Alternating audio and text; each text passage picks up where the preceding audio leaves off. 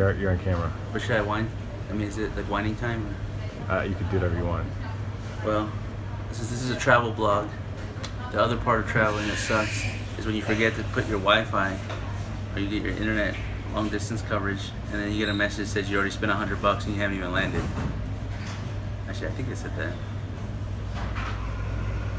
What did it say that? I got that somewhere. And then you go to the airport and you try to get into the Lufthansa executive lounge because you're a Star Alliance Gold member, and they tell you need a card. You don't even remember having a card. These are called hashtag SFS problems. Alright, so for those of you that love to travel, this is what traveling is all about. Long lines at airports at 5 in the morning when you didn't sleep on an airplane. So, all joy.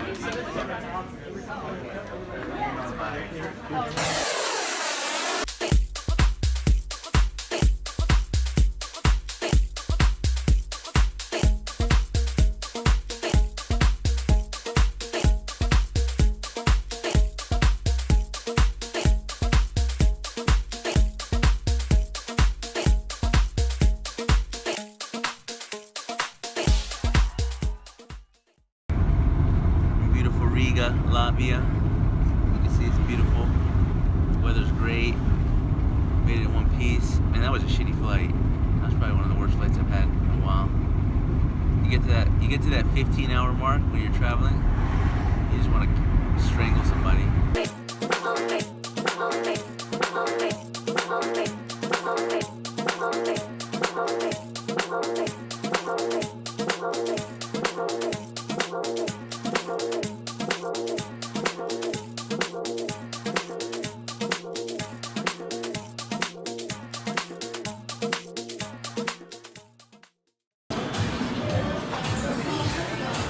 Hey, how's it going? We made it finally after 17 hours of long, arduous travel. We're here in Latvia. You can see beautiful Riga, the land of eternal spring and eternal sunshine. Actually, the sun comes out here like around 4 a.m. and it doesn't set till something crazy like 11 p.m. So you get a lot of daylight.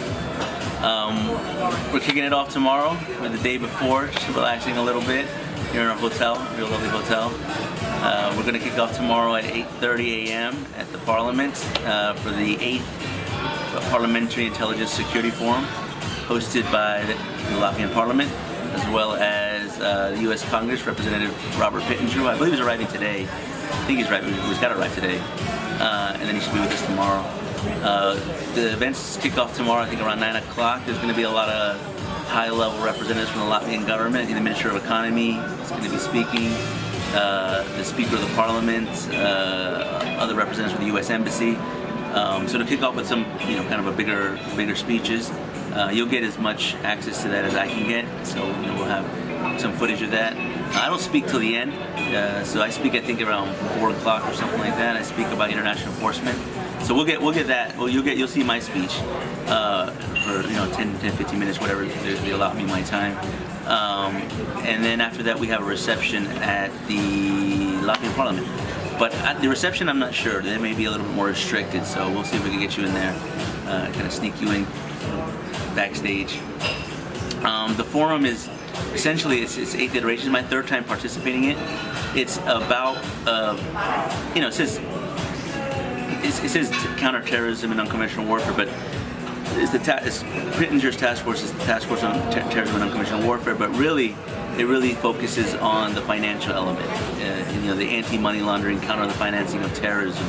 That's been a big thing. Everyone knows that when it comes to criminal groups and terrorist networks, that money's like the lifeblood that runs through these. It's literally the arteries and the veins that come through all these organizations. And apparently Latvia, I didn't know this, I just found this out, Latvia is, I think, one of the money laundering hubs, or one of the primary money laundering hubs for Russian organized crime, and even terrorist groups that operate in Eastern Central Europe. So there's a lot of people that come here to basically, do bad things, at least or pay for bad things, or make their money look good. Which is I think why they decided to hold a conference here. There's a lot of efforts and increased due diligence and vigilance from the Latvian government to crack down on this. So we're going to learn a lot. I'm not by no way a Latvian expert or even really a Russia expert, but you know, I'm learning quite a bit. It's actually interesting. There's about a 50% demographic of Russians here, so it's quite a big personality. But yeah, we'll get you in. You got to see everything that I see. You can get a little bit of peek. This is what think tanks do. This is what SFS does. This is what I do. So hope you guys get to enjoy. All right, see you tomorrow.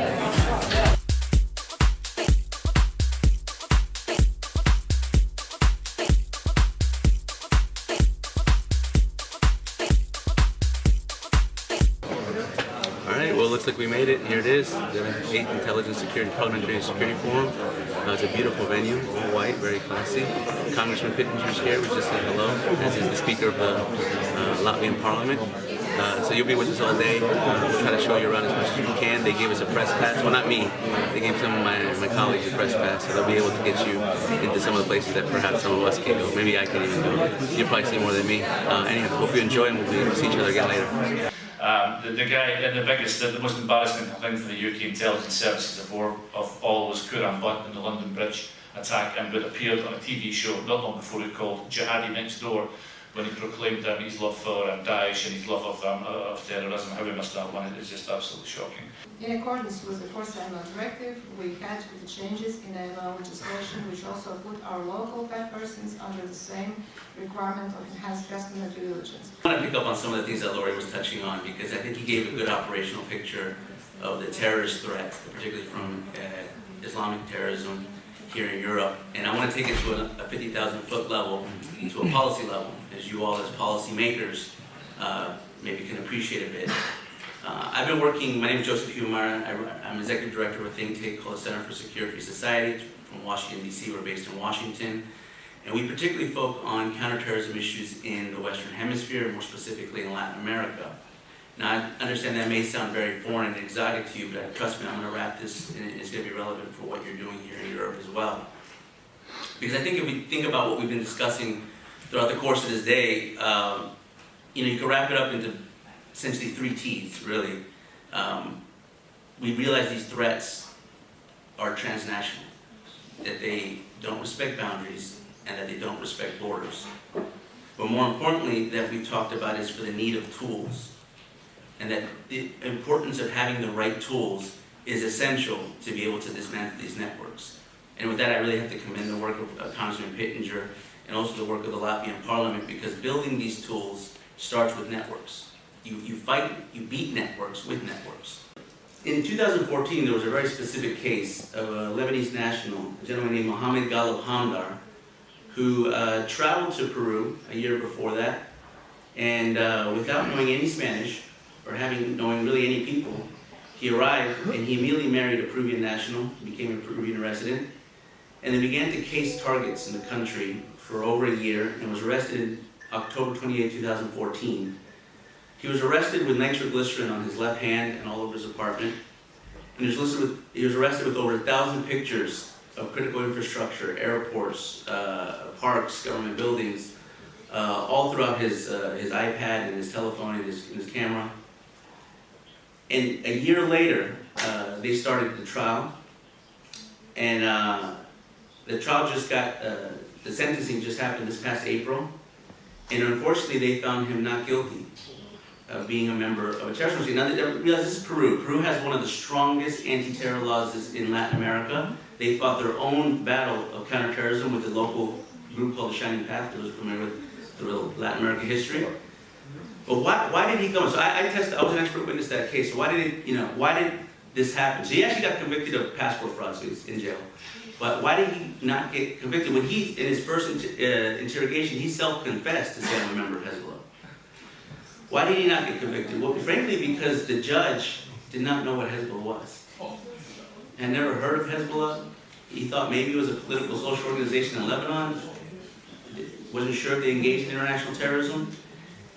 And frankly, what happened is that legally in Peru, there is no designation for a foreign terrorist organization. When the laws were created in Peru, they were created for domestic terrorism. They were created for internal threats.